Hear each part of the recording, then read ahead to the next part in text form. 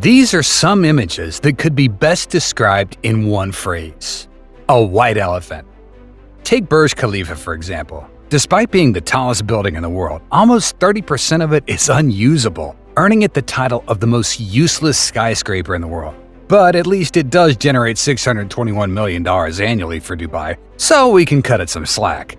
However, the upcoming projects you're going to see are a total failure in terms of practicality and profitability.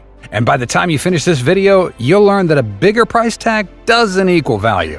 Even though the designs are a work of marvelous engineering and hard work, they fail to garner public approval or achieve their actual purpose. From the ghost city of Myanmar to the most useless airport in Spain.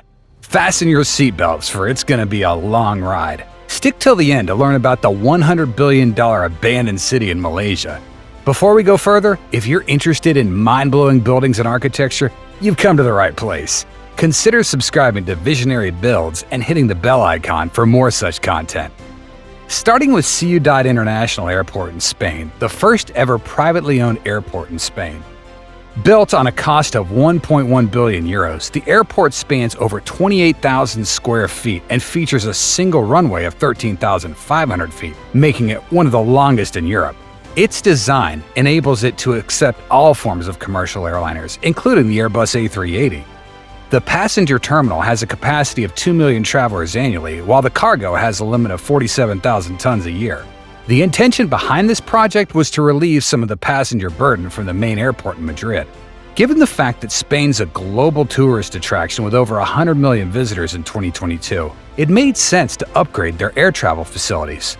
Following a pretty hyped opening in 2009, the Ciudad Airport ran its first flights to Palma de Mallorca through Air Berlin. A year afterward, the airport started entertaining international flights. In its heydays, the airport would also receive private planes packed with elites like Prince Harry on their way for a lavish vacation in central Spain. However, just after 3 years of launching, this promising venture was forced to shut down. In 2012, financial troubles forced the company to file for bankruptcy after accumulating a €300 million debt. Today, you'll see no planes on its highway, rather just a bunch of hawks and falcons gliding over the arid landscape. Let's break down all the possible factors behind its failure. One of the main reasons behind its failure was its location. As mentioned before, this airport was made as a supplement to the original Madrid airport, located in the capital. When the Madrid airport increased its capacity to allow 70 million annually, all the major airlines shifted over there. The reason is simple. Ciudad is located at a distance of 120 miles from the capital of Madrid, making it a 2-hour drive. To cut short the travel time, most visitors opted to land straight at the Madrid terminal. The second reason was their bad luck. When the airport was unveiled in 2008, Spain was going through its worst recession years. Consequently, there was significantly less traffic at all Spanish airports, leaving a few thousand for the Ciudad airport. In desperation, the shareholders of the airport put it up for auction, with a minimum price of 100 million euros, significantly less than its original 1 billion euro investment. When no offers were made, the price got slashed even more to 80 million euros. Funnily enough, a Chinese company, Sanin International, put forward a bid of 10,000 euros to buy the airport. That offer was rejected for being way too low for an airport, let alone a decent-sized property. It was finally sold in 2016 to a new company and repurposed as a plane storage facility. During the pandemic, when all kinds of travel were brought to a halt, the Ciudad airport was used to park planes. During the pandemic's peak, it hosted around 80 planes and became one of the most preferred locations for storage. Its luck was short-lived. In 2021, when most of the travel bans were lifted, half the aircrafts were put back in operation by their respective airlines. Ever since then, the airport's bid farewell to aircraft and is now mostly used for shooting commercials and films. In 2013, Top Gear featured a special episode where the runway was used for a supercar challenge. Next on our list is the nuclear repository in the Yucca Mountain. Nuclear power emerged as an environmentally friendly fuel as it emits no greenhouse gases like fossil fuels. However, the waste left behind by the spent nuclear fuel is a toxic product that'll persist for tens of thousands of years. Currently, the U.S. has no permanent disposal plan for nuclear waste, which sits temporarily at the 77 nuclear sites in 35 states. The actual amount of nuclear waste in the U.S. is 88,000 metric tons, which is continually increasing by 2,000 metric tons every year. 10,000 metric tons of this waste comes from America's military nuclear program. In 1982, Congress established a national policy to solve the nuclear waste problem. This makes the U.S. Department of Energy responsible for finding and constructing a permanent disposal site for nuclear waste. The Yucca Mountains were proposed as a repository site along with two other sites under Ronald Reagan's presidency. With $7 billion already spent on its research and construction, Yucca is one of the most geographically studied sites in the world. This repository would have a capacity of 77,000 metric tons, and the waste would be stored in a tunnel 1,000 feet below ground and 1,000 feet above the aquifer underlying the mountains. Once the green signal was given for this project, Nevadans started to push back. 2/3 of Nevada feel that it's unfair to dump the whole of the country's nuclear waste while Nevada itself doesn't have a nuclear power plant. If you look at the geology of the Yucca Mountains, you'll find an aquifer between its layers that drains to the Amargosa Valley. This runs the risk of contamination of the local population of Amargosa in Las Vegas, a large metropolitan city only 90 miles away. Not to mention, the toxic waste to Yucca will be transported via trucks and trains. More than 123 million people live near the proposed routes. An accident or attack could kill thousands of innocent people.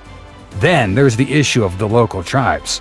The people of Western Shoshone have regarded the Yucca Mountains as their homes for thousands of years and have lands identified in the Treaty of Ruby Valley, 1863. It's an integral part of their history and culture, and turning it into a toxic wasteland would be a great injustice to them. However, even if you put all these issues to one side, the Yucca facility still doesn't have as much capacity to store the whole of the country's nuclear waste. Its maximum capacity of 77,000 metric tons is still less than the 88,000 metric tons and more in the coming years.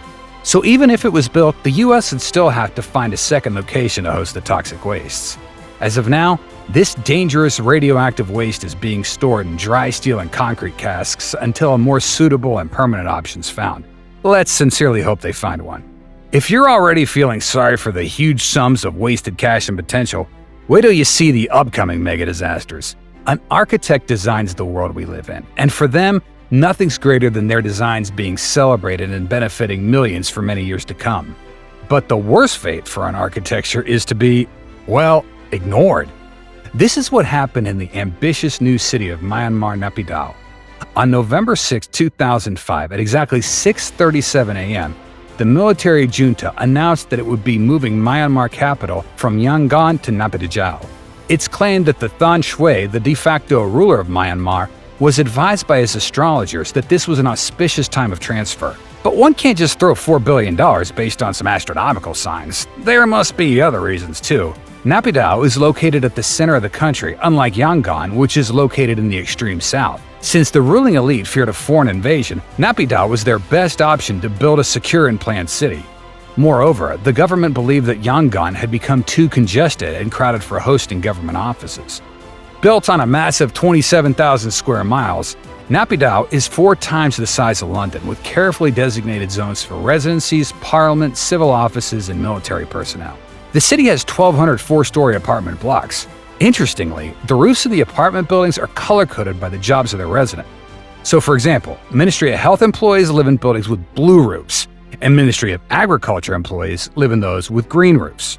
High-ranking government officials live in mansions, while the parliamentary complex consists of 31 buildings. But the cherry on top's the presidential palace. It's a giant 100-room behemoth that serves as a great background for diplomatic pictures. With its rows of towering hotels, grandiose museums, and pristine 20-lane highways, it has all the trappings of a 21st century capital. But it has one essential component missing: people. According to the official estimates, it has only 900,000 inhabitants, 9 times less than the population of London. Rush hour is non-existent as there's no traffic, and if you're lucky enough, you can find a motor or two on the 20-lane highway. So why did Naypyidaw fail to attract people?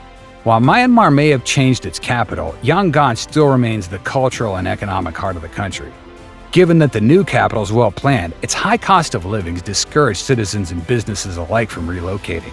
The city's construction was largely carried out by the military with no consultation from the public. Consequently, there was no organic demand for housing and infrastructure, making it a ghost city. All one can say is this: the military's built it and they can keep it too. On the topic of ghost cities, we have another top contender, Forest City, Malaysia. This $100 billion city is built on 4 reclaimed lands in Johor Bahru, just north of Singapore. Marketed as an energy-efficient and state-of-the-art futuristic city, it received lots of fanfare when it was proposed. With all the modern amenities like luxury apartment buildings, malls, resorts, and two schools, it should have been a smooth ride for the developers. This project was predominantly funded by Chinese investments and was an extension of China's Belt and Road Initiative. Being close to Singapore, which is a major tourist hub, this project was aimed at attracting foreigners and boosting the hospitality sector. But that's not what happened. This ambitious process was also brutally rejected, not only by Malaysians, but later on by foreigners too. Since 60% of its shares belonged to Country Garden, a Chinese developer, the residential units were priced according to the Chinese housing market. Local Malaysians found the price too high and were reluctant to invest their money in this venture. Since most of the inhabitants were Chinese, you'll find road signs in Mandarin, while the few schools that opened in the area were also taught in Mandarin. By the end of 2019, only 15,000 units had been sold, compared to the target of 700,000. Following the change of government in Malaysia, the government suspended the long-term visa policy for foreigners. Chinese nationals, who were the majority of buyers, began to sell their houses at huge losses. The situation was intensified when foreigners were banned from buying properties. Its parent company, Country Garden, went into debt of millions of dollars and even laid off two-thirds of its employees. But the final nail in the coffin was the COVID-19 pandemic. Forest City sales dropped by 90% because of travel restrictions and economic uncertainty. Most residents returned to their home countries, while the few remaining now live in an abandoned dream city. For the time being, Forest City's developers continue to deny the fact that it's a failed project. Can the project redeem itself in the future? Drop your thoughts below. If you liked today's video, hit the like and subscribe button to stay updated with our latest videos. We'll be making a second part of this video, so if you want any projects covered, mention them in the comments section.